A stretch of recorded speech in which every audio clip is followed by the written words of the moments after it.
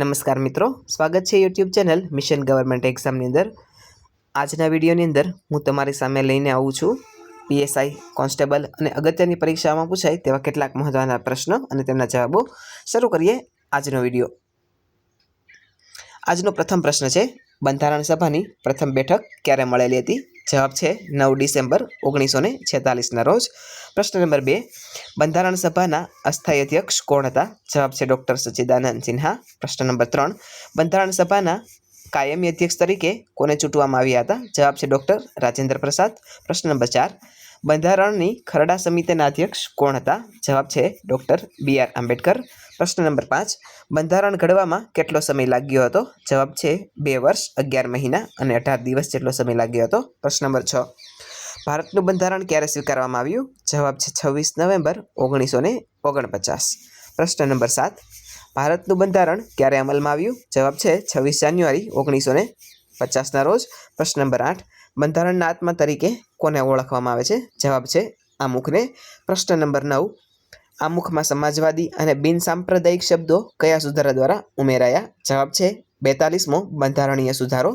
પ્રશ્ન નંબર 10, મૂળભૂત અધિકારો બંધારણના કયા ભાગમાં આપવામાં આવ્યા છે? જવાબ છે ભાગ નંબર 3। પ્રશ્ન નંબર 11, મૂળભૂત અધિકારો કયા દેશના બંધારણમાંથી લેવામાં આવ્યા છે? જવાબ છે અમેરિકા। પ્રશ્ન નંબર 12, વર્તમાનમાં ભારતીય નાગરિકોને કેટલા મૂળભૂત અધિકારો પ્રાપ્ત છે? જવાબ છે 6। પ્રશ્ન નંબર 13, કયા મૂળભૂત અધિકારને 44મા સુધારા દ્વારા રદ કરવામાં આવ્યો? જવાબ છે મિલકતનો અધિકાર। પ્રશ્ન નંબર 14, ડૉક્ટર આંબેડકરે કયા અનુચ્છેદને બંધારણનો હૃદય અને આત્મા કહ્યો છે? જવાબ છે અનુચ્છેદ 32। બંધારણીય ઇલાજોનો અધિકાર છે તેને બંધારણનો હૃદય અને આત્મા કહેવામાં આવેલો છે। પ્રશ્ન નંબર 15, કાયદા સમક્ષ સમાનતાનો અધિકાર કયા અનુચ્છેદમાં છે? જવાબ છે અનુચ્છેદ 14। પ્રશ્ન નંબર 16, અસ્પૃશ્યતા નિવારણ કયા અનુચ્છેદ હેઠળ છે? જવાબ છે અનુચ્છેદ 17। પ્રશ્ન નંબર 17, કયા અનુચ્છેદ હેઠળ ખિતાબોની નાબૂદી કરવામાં આવી છે? જવાબ છે અનુચ્છેદ 18। પ્રશ્ન નંબર 18, શિક્ષણનો અધિકાર એટલે કે રાઇટ ટુ એજ્યુકેશન કયા અનુચ્છેદમાં ઉમેરવામાં આવેલો છે? જવાબ છે અનુચ્છેદ 21A। પ્રશ્ન નંબર 19, મૂળભૂત ફરજો કયા ભાગમાં દર્શાવવામાં આવેલી છે? જવાબ છે ભાગ 4A। પ્રશ્ન નંબર 20, રાજ્યનીતિના માર્ગદર્શક સિદ્ધાંતો કયા દેશમાંથી લેવાયા છે? જવાબ છે આયર્લેન્ડમાંથી।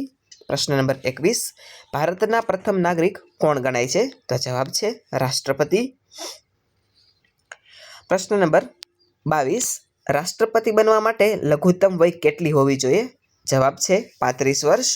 પ્રશ્ન નંબર 23, રાજ્યસભાના હોદ્દાની રૂએ અધ્યક્ષ કોણ હોય છે? જવાબ છે ઉપરાષ્ટ્રપતિ। પ્રશ્ન નંબર 24, લોકસભાના સભ્ય બનવા માટે લઘુત્તમ વય કેટલી છે? તો જવાબ છે 25 વર્ષ। પ્રશ્ન નંબર 25, રાજ્યપાલની નિમણૂક કોણ કરે છે? જવાબ છે રાષ્ટ્રપતિ। પ્રશ્ન નંબર 26, સંસદના ઉપલા ગૃહને શું કહેવાય છે? તો સંસદના ઉપલા ગૃહને રાજ્યસભા કહેવામાં આવે છે। પ્રશ્ન નંબર 27, કયા ગૃહનું ક્યારેય વિસર્જન થતું નથી? જવાબ છે રાજ્યસભા। પ્રશ્ન નંબર 28, સુપ્રીમ કોર્ટના ન્યાયાધીશોની નિવૃત્તિ વય કેટલી હોય છે? જવાબ છે 65 વર્ષ। પ્રશ્ન નંબર 29, હાઈકોર્ટના ન્યાયાધીશોની નિવૃત્તિ વય કેટલી હોય છે? તો જવાબ છે 62 વર્ષ। પ્રશ્ન નંબર 30, મની બિલ એટલે કે નાણાં વિધેયક સૌપ્રથમ કયા ગૃહમાં રજૂ કરવામાં આવે છે? તો જવાબ છે લોકસભા। પ્રશ્ન નંબર 31, ભારતીય બંધારણમાં કયા અનુચ્છેદ હેઠળ નાણાં પંચની જોગવાઈ છે? તો જવાબ છે અનુચ્છેદ 280 હેઠળ। પ્રશ્ન નંબર 32, ભારતના મુખ્ય ચૂંટણી કમિશનરની નિમણૂક કોણ કરે છે? તો ભારતના મુખ્ય ચૂંટણી કમિશનરની નિમણૂક રાષ્ટ્રપતિ દ્વારા કરવામાં આવે છે। પ્રશ્ન નંબર 33, યુપીએસસીના અધ્યક્ષ અને સભ્યોની નિમણૂક કોણ કરે છે? જવાબ છે યુપીએસસીના અધ્યક્ષ અને સભ્યોની નિમણૂક રાષ્ટ્રપતિ દ્વારા કરવામાં આવે છે। પ્રશ્ન નંબર 34, એટર્ની જનરલની નિમણૂક કયા અનુચ્છેદ હેઠળ કરવામાં આવે છે? તો જવાબ છે અનુચ્છેદ 76 હેઠળ એટર્ની જનરલની નિમણૂક કરવામાં આવે છે। પ્રશ્ન નંબર 35, રાજ્યના સર્વોચ્ચ કાયદા અધિકારી કોણ હોય છે? તો જવાબ છે એડવોકેટ જનરલ એ રાજ્યના સર્વોચ્ચ કાયદા અધિકારી હોય છે। પ્રશ્ન નંબર 36, CAG એટલે કે કોમ્પ્ટ્રોલર એન્ડ ઓડિટર જનરલનો કાર્યકાળ કેટલો હોય છે? તો જવાબ છે 6 વર્ષ અથવા 65 વર્ષની વય જે વહેલું હોય તે। પ્રશ્ન નંબર 37 ભારતમાં જીએસટી કાઉન્સિલના અધ્યક્ષ કોણ હોય છે? જવાબ છે કેન્દ્રીય નાણામંત્રી. પ્રશ્ન નંબર 38 આંતરરાજ્ય પરિષદના અધ્યક્ષ કોણ હોય છે? તો જવાબ છે આંતરરાજ્ય પરિષદના અધ્યક્ષ વડાપ્રધાન હોય છે. પ્રશ્ન નંબર 39 નીતિ આયોગના અધ્યક્ષ કોણ હોય છે? જવાબ છે નીતિ આયોગના અધ્યક્ષ વડાપ્રધાન હોય છે. પ્રશ્ન નંબર 40 બંધારણમાં કટોકટીની જોગવાઈ કયા દેશના બંધારણમાંથી લેવાય છે? તો જવાબ છે બંધારણના કટોકટીની જોગવાઈ એ જર્મનીના બંધારણમાંથી લેવામાં આવેલી છે. પ્રશ્ન નંબર 41 રાષ્ટ્રીય કટોકટી કયા અનુચ્છેદ હેઠળ લાદવામાં આવેલી છે? તો જવાબ છે રાષ્ટ્રીય કટોકટી અનુચ્છેદ 352 હેઠળ લાદવામાં આવેલી છે. પ્રશ્ન નંબર 42 રાજ્યમાં રાષ્ટ્રપતિ શાસન કયા અનુચ્છેદ હેઠળ લાદી શકાય છે? તો જવાબ છે અનુચ્છેદ 356 અનુચ્છેદ હેઠળ રાજ્યમાં રાષ્ટ્રપતિ શાસન લાદી શકાય છે. પ્રશ્ન નંબર 43 નાણાકીય કટોકટીની જોગવાઈ કયા અનુચ્છેદમાં છે? જવાબ છે અનુચ્છેદ નંબર 36 ની અંદર નાણાકીય કટોકટીની જોગવાઈ આવેલી છે.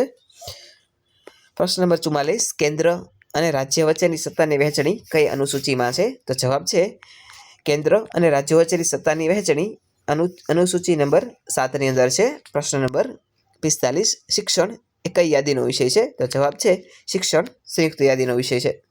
પ્રશ્ન નંબર 46 ભારતમાં પંચાયતી રાજના પ્રણેતા કોને માનવામાં આવે છે? તો જવાબ છે ભારતમાં પંચાયતી રાજના પ્રણેતા બળવંતરાય મહેતાને માનવામાં આવે છે. પ્રશ્ન નંબર 47 કયા બંધારણીય સુધારા દ્વારા પંચાયતી રાજને બંધારણીય દરજ્જો મળ્યો? જવાબ છે 73મો સુધારો જે 1992માં આવેલો હતો તે અંતર્ગત પંચાયતી રાજને બંધારણીય દરજ્જો મળેલો છે.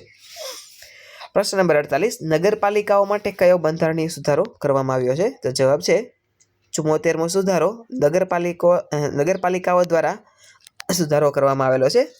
પ્રશ્ન નંબર 49 ભારતમાં સૌપ્રથમ પંચાયતી રાજની શરૂઆત કયા રાજ્યમાં થઈ હતી? તો જવાબ છે સૌપ્રથમ પંચાયતી રાજની શરૂઆત રાજસ્થાનના નાગોર જિલ્લામાં થયેલી હતી. પ્રશ્ન નંબર 50 પંચાયતી રાજ દિવસ ક્યારે ઉજવવામાં આવે છે? તો જવાબ છે 24 એપ્રિલના રોજ પંચાયતી રાજ દિવસ ઉજવવામાં આવે છે. આજનો વિડીયો આપને આ કેવો લાગ્યો તે નીચે કોમેન્ટ સેક્શનમાં અવશ્ય જણાવજો. Thanks for watching.